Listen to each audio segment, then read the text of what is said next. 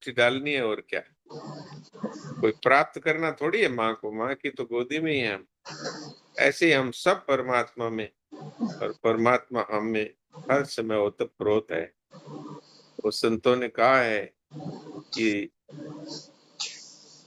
पानी में मीन पियासी मोय सुन सुन आवे हंसी, जल बिच मीन मीन बिच जल है निस दिन रहत पियासी, कोई देखो मोय सुन सुन आवे हंसी।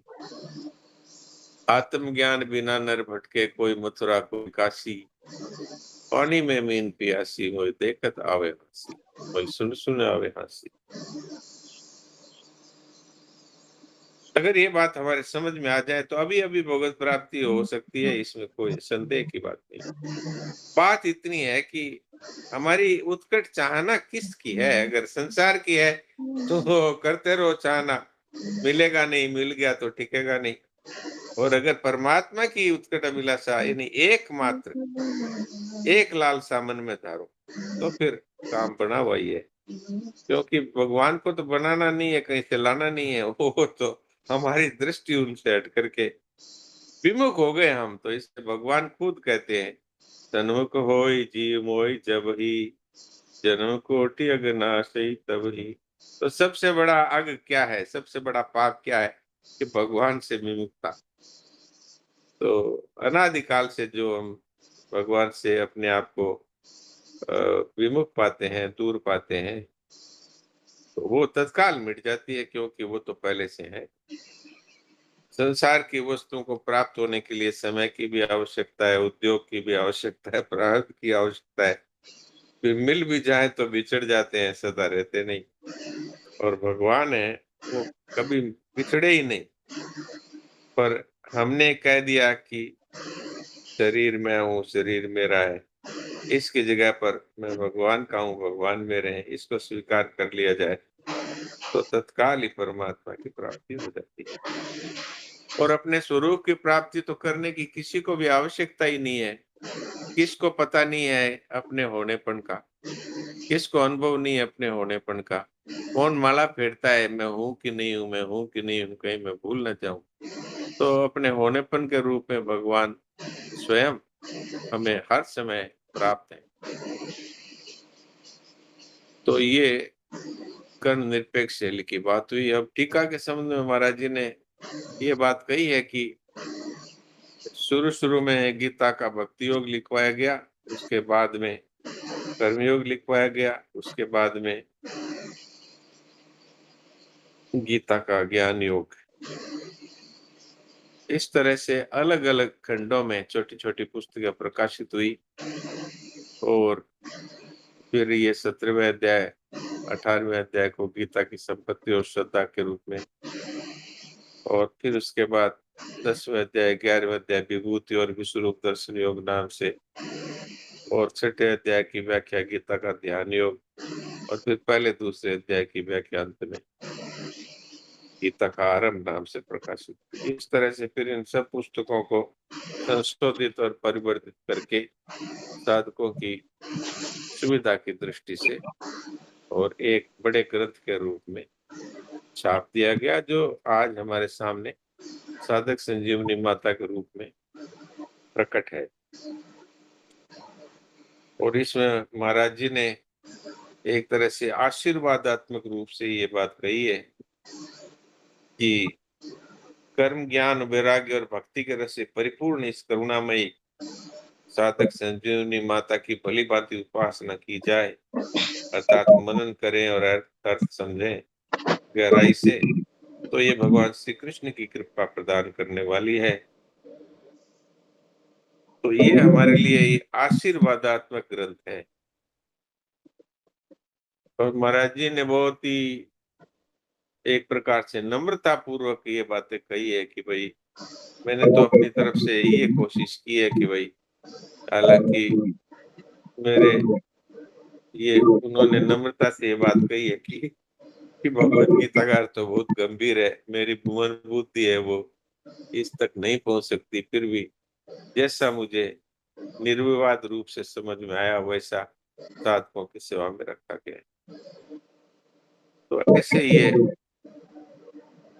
संपूर्ण श्रीमद् भगवत गीता संजीवनी के रूप में हमारे सामने आई है। संजीवनी का अर्थ ही होता है कि मरते हुए को जो अमरता प्रदान करती हो, जो सदा के लिए अमर कर देती हो। तो हम सब के सब अमर भगवान के अमर पुत्र पुत्री हैं। तो हम अपने आप को भूल गए, तो ये साधक संजीवनी हमें याद दिलाती है कि तुम कौन हो। बाकी तो ये श्लोकों का अर्थ अभी बद्री भाई जी ने पढ़ के सुनाया ही है। और अब किसी का कोई इस विषय में कोई विशेष बात कहनी हो या कोई प्रश्न हो तो कृपया बताएं। नारायण नारायण नारायण नारायण।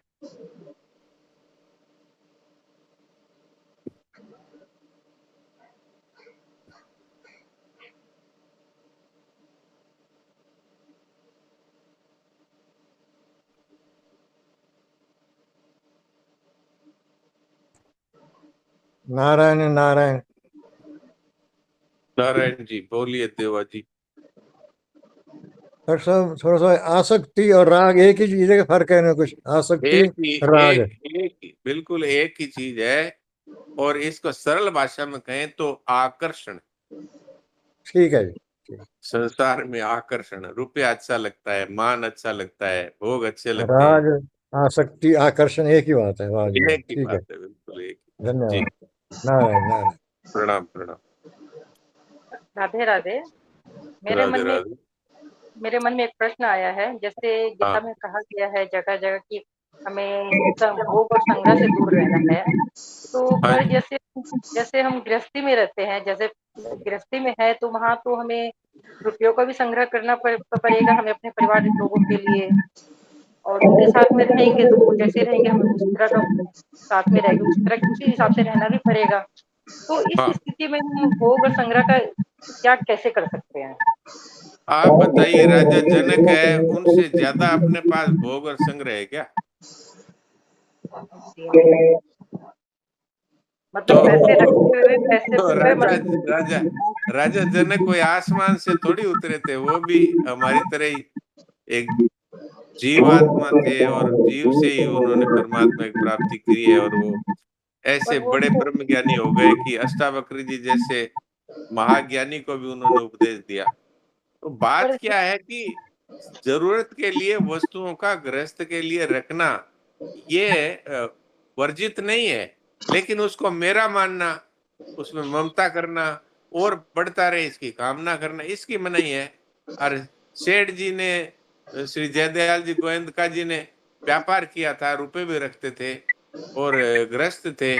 और आप देखो कि गीता प्रेस, गीता भवन, ऋषिकुल ब्रह्मचर्य आश्रम, गोविंद भवन, कितनी कितनी संस्थाएं खड़ी कर दी। तो वो अपना कुछ मानते नहीं थे, भगवान की वस्तु है, भगवान की सेवा में लगाना है। इस तरह से आप रहो ना, कौन मना करता है? पर वो लेकिन तो जैसे ये मेरा है और इसका मैं भोग करूंगी या भोग करूंगा, इस तरह से। और बढ़ता रहे रुपया, ये मना है। और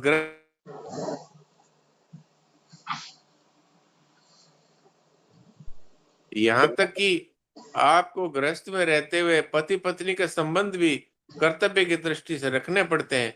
लेकिन उसको एक भोग दृष्टि से रखना और एक कर्तव्य दृष्टि से रखना, तो इसमें फर्क है। ये तो हम लोग सबको समझना ही पड़ेगा। जैसे जी अब कोई प्रश्न है तो शुरुआत बोलिए। मतलब आपने बहुत क्लियर कर दिया बस। लेकिन शुरुआती साधना के हिसाब से थोड़ा सा मुश्किल लगता है। जैसे वो राजा जनक जी है, ये सब तो जैसे बहुत पहुंचे महात्मा हो गए। नहीं है, वो सब हमारे जैसे ही थे। वो जन्म से पहुंचे हुए नहीं होते हैं, पहुंचे हुए सभी हैं। हम सब भगवान के अंश हैं। भगवान कहते हैं समम सर्वभूतेषु न मे द्वेषिस्तु न प्रिय। ये स्वामी जी महाराज और सेठ जी को आसमान से थोड़ी बरसे थे, ये सब माता पिता से पैदा होने वाले हैं। पर इन्होंने इन बातों को, सत्संग की बातों को जीवन में धारण किया और मन में एक ही निश्चय कर लिया, हमें तो आत्म तत्व का बोध होना है, हमें तो भगवान के साथ प्रेम करना है। तो फिर अब जब रुपया कमाने की इच्छा हो जाती है तो भोग पदार्थ पड़े रहते हैं, हमारे घर से टिफिन आया हुआ पड़ा है और रुपए गिनने में इतने व्यस्त हैं कि सुबह से शाम तक वो भूख ही नहीं लगती। तो बात क्या है, हमने जिसका महत्व मान लिया फिर उसके सामने और चीजें फीकी हो जाती है। लोग कहते हैं कि आओ थोड़ा घुमा के लाते हैं, थोड़ा सिनेमा दिखा देते हैं। व्यापारी कहता है कि तुम जाओ, हमें जरूरत नहीं है, क्योंकि उसको तो हाय रुपया होय रुपया, रुपया कमाने में लगा हुआ है। ऐसे जिसको भगवान की लगन लग गई, उसको संसार के भोग फीके लगते हैं। हाँ, तो इसलिए ऐसा कभी नहीं मानना चाहिए कि वो तो बड़े ब्रह्म ज्ञानी थे, अब हम उन जैसे कैसे हो जाएं। सब एक ही हैं। भगवान भगवान ने सबको एक जैसा ही बनाया है। हाँ, किसी ने संतों की, भगवान की और शास्त्र की बातों को महत्व दिया है, और किसी ने संसार, धन, मान बढ़ाई, इसको महत्व दिया है। तो इसका संशोधन करना है, और क्या करना है। भगवान कृष्ण है, वो भी गृहस्थी थे, अर्जुन भी गृहस्थी थे। कोई घर छोड़ करके भागने से परमात्मा की प्राप्ति होती है, ऐसा नहीं है। जी, वंदना जी आप बोलिए। नहीं, बहुत सुंदर बात आपने बहुत समझाया। बहुत ठीक ठीक है, राम राम। राधे राधे।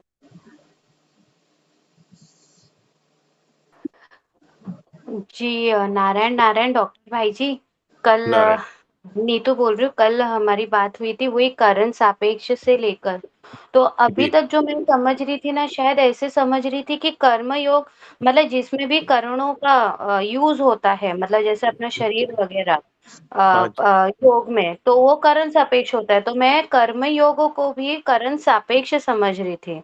लेकिन आज हाँ एक वाक्य में आया कि ये तीनों जो योग है, भले फिर वो हाँ कर्म योग हो या भक्ति हो योग हो या ज्ञान योग हो, ये हाँ करण निरपेक्ष है, क्योंकि हाँ इसमें विच्छेद है।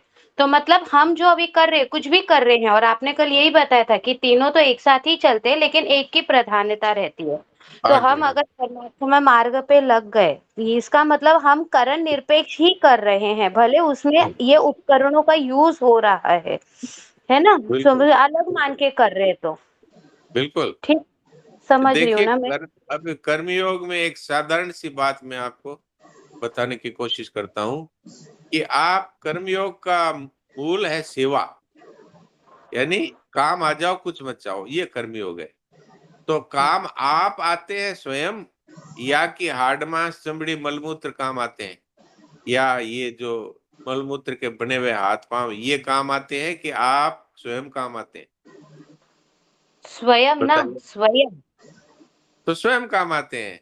तो हम्म। वास्तव में लिखने वाली लेखनी नहीं है, लिखने वाला लेखक है। ऐसे ही ये कर्ण निरपेक्ष इसलिए कहा गया कि हम स्वयं सेवा का भाव रखते हैं, इसीलिए कर्मयोग भी कर्ण निरपेक्ष हुआ। अगर सेवा का भाव नहीं हो तो क्या सेवा हो सकती है। तो जी इस नहीं। दृष्टि से कर्मयोग है वो भी कर्ण निरपेक्ष हुआ। भक्ति योग में भी स्वयं कहता है मैं भगवान का हूं, जो कोई हाड़ मांस मलमूत्र का ये थैला नहीं कहता। तो इसलिए ये भी कर्ण निरपेक्ष है।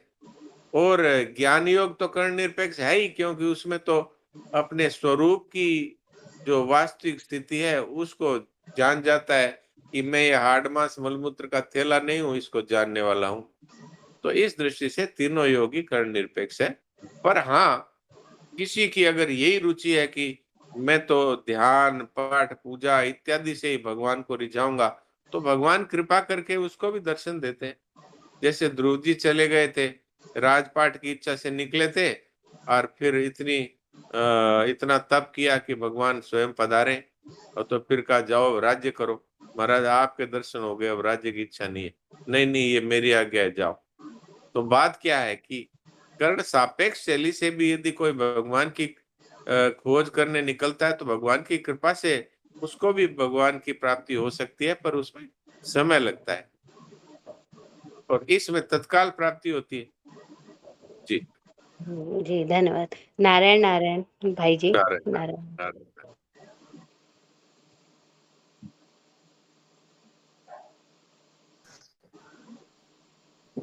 डॉक्टर साहब राम राम। राम राम जी। महाराज जी कह रहे थे कितनी तो पहले भी सुना था एक आध जगह कहीं जैसे चर्चा में कि महाराज जी कह रहे थे कितनी तो बाधा आई इसमें और कितनी मेहनत लगी है महाराज जी की बिन से लगता है। और अब हम लोगों को कितनी जैसे ऐसे कर करके पहले क्या क्या तैयार किया, अकेले कितना कितना जैसे काम होया हुआ है, और अब हमें इनको तैयार करके कितने सुंदर तरीके से मिल गई। तो कितनी अच्छी बात है डॉक्टर साहब। देखो हाँ, तो हम लोग तो पहले तो कलयुग में पैदा हुए, फिर उसके बाद में भारतवर्ष में हुए, फिर उसके बाद में ऐसे परिवार में हुए जहाँ पर सत्संग का परिचय हुआ, और फिर उसके बाद में स्वामी जी महाराज जैसे संत मिले, और फिर साधक संजीवनी का अवतरण भी हमारे ही समय में हुआ। तो हमारे ऊपर अथाह भगवत कृपा है। फिर डॉक्टर साहब जब भी स्वामी जी कई बार क्या है, एक आधी बार ये भी सुना कि आप तो बस आपको तो क्या वो राबड़ी रोटी मिल गई ना, ऐसे मिल गई आप जैसे सोचो भाई, तो अपने उसको जैसे उनका कहने का इसका क्या अभिप्राय था? ये था क्या भाई आपको इस चीज का भाई मेहनत के पीछे मेहनत क्या रही है वो पता नहीं है? हाँ, बात यही होती है कि आदमी को, अच्छा फिर क्या, आदमी उसको महत्व भी नहीं देता है। जो चीज सरलता से मिल जाती है कि ए स्वामी जी ए तो मैं रोज नहीं देखा आन तो सुना ही है, ए स्वामी जी तो हमारे नागौर जिले का ही है हाल, तो प्राप्त हो गए ना आराम से, तो उनका महत्व नहीं पता होता। इसलिए हम लोगों को साधक संजीवनी मिल गई, और इतनी ऊंची ऊंची बातें, कर्म निरपेक्ष की बातें हैं जो लोगों को सुनने को भी नहीं मिलती, वो मिल गई। तो हमारे मन में ये होता है, हाँ ठीक है।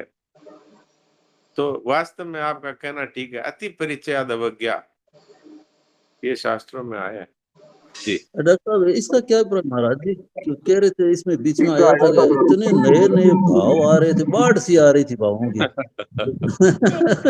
देखो वो तो ठाकुर जी। वो तो धवन जी कहा करते थे कि आज लिखवाया है तो कल इसमें परिवर्तन हो जाएगा, कुछ और काट छांट हो जाएगी। इसलिए बोले मैं कई दिन तक उसको फेयर नहीं करता, उसी में काट छांट करता रहता हूँ। फिर लास्ट में मुझे यही कहना पड़ता है, महाराज जी अब मैं इसको लिख रहा हूँ, अब आप परिवर्तन मत करवाना, नहीं तो ये पुस्तक छपेगी नहीं। तो महाराज जी कहते अच्छा ठीक है अब ले जाओ। तो ये हरि अनंत, हरि कथा अनंता भाव इतने महाराज जी के आते थे, और इन्होंने अभी आज के भी कथन में ये बात आई है, इतने नए नए भाव आते हैं, इतनी बाढ़ सी आ जाती है कि क्या लिखवाऊं और क्या छूट जाएगी। तो ये तो हरि कथा का ही अनंतता है, हरि हरि की अनंतता है। और आज भी हम लोग बातचीत करते हैं तो भी नए नए भाव आते हैं, जो पहले सुनने को नहीं मिले हैं वो भी आते हैं। तो ये तो भगवान की अनंतता है, ऐसे ही ये भावों की अनंतता है। जी। डॉक्टर साहब प्रणाम। नारायण नारायण। प्रणाम। डॉक्टर साहब प्रणाम। आप ये जो प्रोसेस लिखी है सब खंड में पहले ऐसा हुआ फिर ऐसी दूसरी किताब बनाई, उस टाइम आप भी प्रेजेंट थे, आपने देखा है ये सब? हाँ, ये देखा है। सारे समय में मैं हूँ ये तो पता नहीं है, क्योंकि बीच बीच में इधर उधर महाराज जी की आज्ञा से ही चले जाते थे, या और किसी कारण से भी चले जाते थे। पर हाँ, ये जब लिखवाई गई तब मैं उस टीम में मैं भी शामिल था। जय हो डॉक्टर साहब, हमारा कितना बड़ा सौभाग्य है कि आप हमको समझा रहे हैं। अनंत प्रणाम डॉक्टर साहब तो जी। हमारी जो सुनी हुई बातें हैं वही आपकी सेवा में जो याद आ जाती है वो रख देते हैं। डॉक्टर साहब प्रणाम। प्रणाम। ये जो 10 खंडों में आई है अवतरित होकर के साधक संजीवनी, हाँ जी। इसको भी देखने से ये लगता है कि भक्ति प्रधान ग्रंथ प्रकट हुआ है। हाँ, वो तो कैसे? गीता स्वयं ही भक्ति हाँ, प्रधान ही है। भक्ति प्रधान। कैसे कि पहला खंड जब निकला तो 12 और 15 लेके आया, तो ये तो पूरा पूरा भक्ति हृदय ही आ गया। 12 में भक्ति, 15 में पुरुषोत्तम। फिर इसके बाद दूसरा खंड आया ज्ञान लेकर के, तीसरा आया कर्मयोग, चौथा आया फिर ज्ञान, 18वां आया 5वें पर। तो ये संपूर्णता को लेके प्रकट हो गया, पूरे 18 अध्याय को एक साथ, वो जो एक खंड अलग से बना था। फिर जी। इसके बाद जो है विभूति योग और भगवान का विश्व रूप दर्शन, ये दोनों खंड एक साथ आए, तो ये तो संपूर्णता की भक्ति आ गई फिर से। जी। फिर इसके बाद फिर 7, 8, 9 फिर भक्ति आ गई। तो मतलब जी। भक्ति भक्ति एक साथ प्रवाह रूप से प्रकट हो रही थी। ये 10 खंड को देखने से लग रहा है कि भक्ति की प्राथमिकता स्वामी जी के अंदर भीतर से पहले से ही थी। जी। जी। जी, बिल्कुल बिल्कुल। गीता में भगवान बिना पूछे ही जो जो बात कहते हैं उनमें ज्यादातर भक्ति की बात ही बिना पूछे कही है भगवान ने। हाँ, बिना पूछे। अर्जुन का प्रश्न नहीं रहा है। एक बार 73 श्लोक बोले हैं, एक बार जो है 74 श्लोक बोले हैं, 14 के 20 तक, और इधर 10वें अध्याय के 11वें श्लोक तक। अबाध गति से बोले, अर्जुन को बोलने नहीं दिए, केवल भक्ति हाँ, के कारण। जी। वो तो भगवान के अंदर भी भक्ति का ज्वार उमड़ता था, तो मौका लगा वहीं पर कह देते थे अर्जुन का, चाहे वो प्रश्न था अथवा नहीं था। चाहे नहीं था, बिल्कुल बिल्कुल। तो क्योंकि भगवान ने खुद कह भी दिया, फिर योगी नाम अपनी सुरेश्वराम मद गते नान्तरात्मा श्रद्धावान भजते हो मम स्वयं में युक्त तो मत है।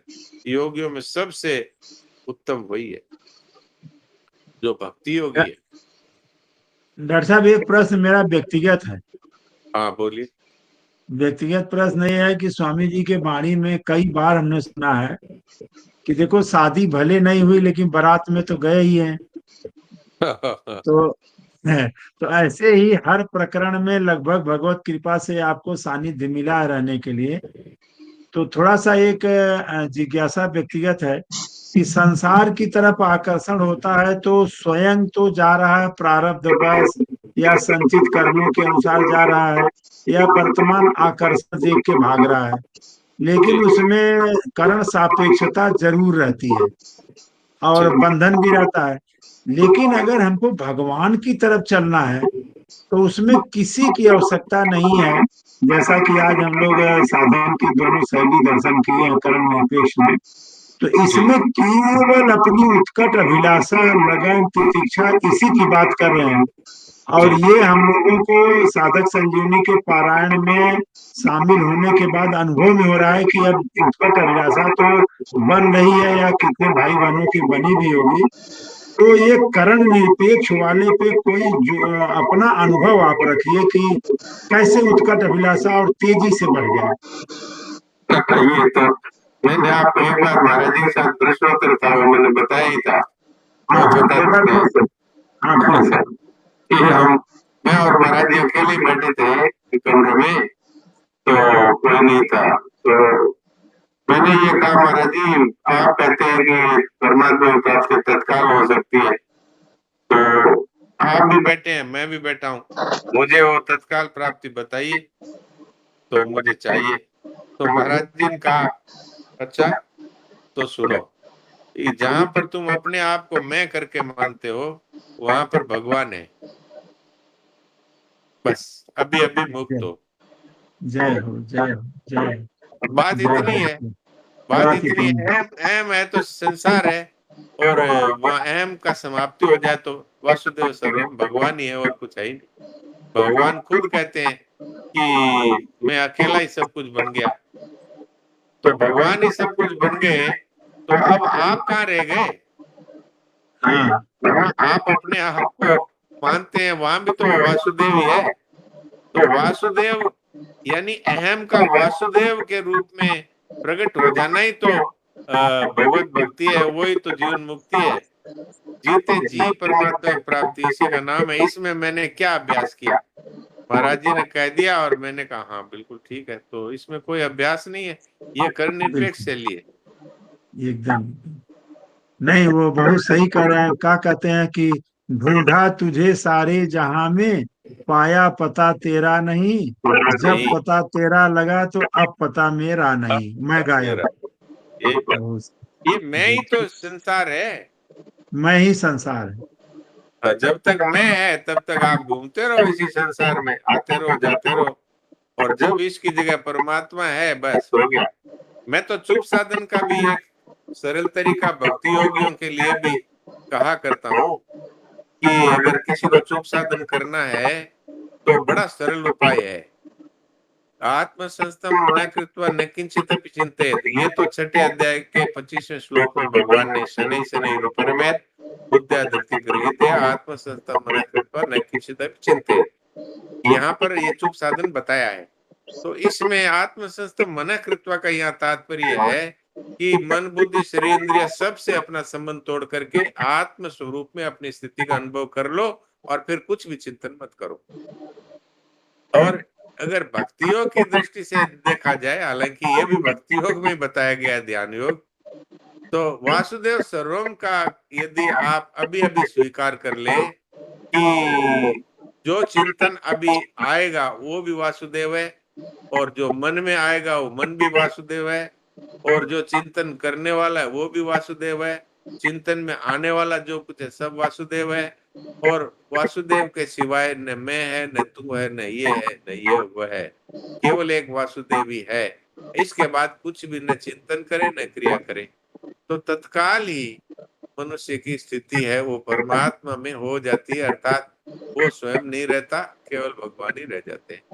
तो फिर ये मूक सत्संग जो है ये मूक बोध में परिवर्तित हो जाता है। जी। बहुत बढ़िया। मूक सत्संग नित्य योग का अनुभव हो गया। ये बहुत नित्य योग का अनुभव हो गया। इसमें क्या अनुभव हो देरी गया। लगी बताओ? कुछ नहीं, लेकिन इसमें यही ध्यान रखना है कि वासुदेव सर्वम तो हो, लेकिन -1 ना हो। हाँ हाँ, मैं हूँ वासुदेव सर्वम को जानने वाला, ये है तब तक अभी तक बोध नहीं है। गड़बड़। बहुत बढ़िया डॉक्टर साहब, बहुत बढ़िया। और किसी भाई बहन का विशेष जिज्ञासा हो, समय तो काफी हो गया है। राम राम। किसी की कोई विशेष प्रश्न हो?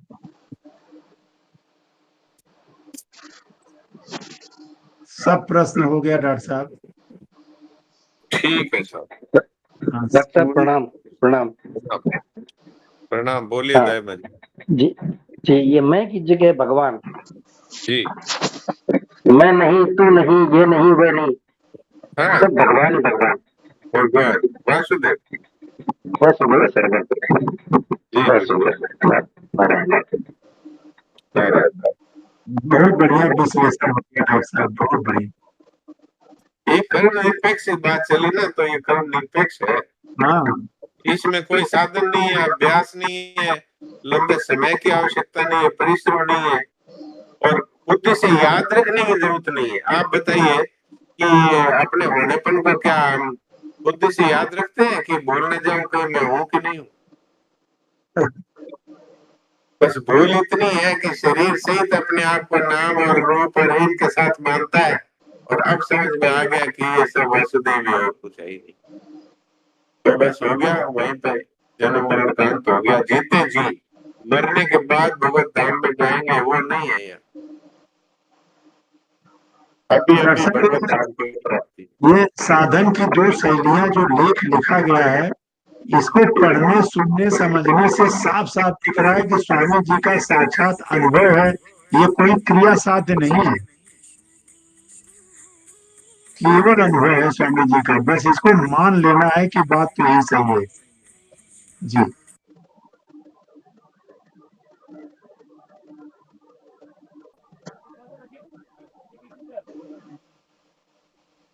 न सवेर न जवेर, न ये न वे, केवल परम शांति परम आनंद।